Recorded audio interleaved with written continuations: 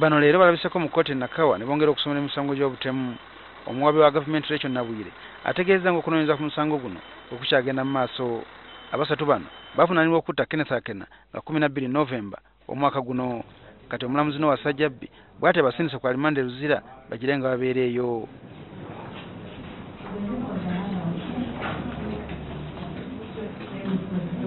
Ate okusaba kw'abantu 14 abagambibwa okuba nga beenyigira mu kutta abakulembeze b'Abasiraamu okuba nga beeyimirirwa ne leero kugudde butaka. Abalamuzi babiri abadde balina okuwulira okusaba kuno kitegeerekese nga baali tebeewulira bulungi. Kkooti ewuliza emisango gy'abakalintalo era esazeewo okusaba kuno kuwulirwa omulamuzi Duncan Gaswaga yekka, wabula Ssaabawabi wa gavumenti n'awandiika ng'asaba abalamuzi basatu abawulira emisango gy'abantu bano bye baba bawulira n'okweyimirirwa kwabwe ekyakkirizibwa.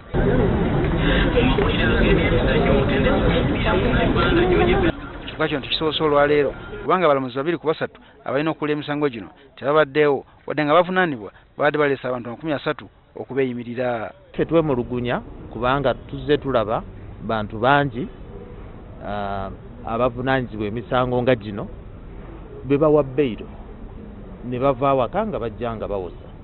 Bantu bangi babaguma sejjusa bangi, so tuwadde twemulugunya era tugenda kiteeka mu buwandiike lwaki baklayanti baffe bano bo be bagaana okuwulira ku bail application zaabwe ne basigala mu kkomera ebbanga eddene bwe riti nga tebabawulidde.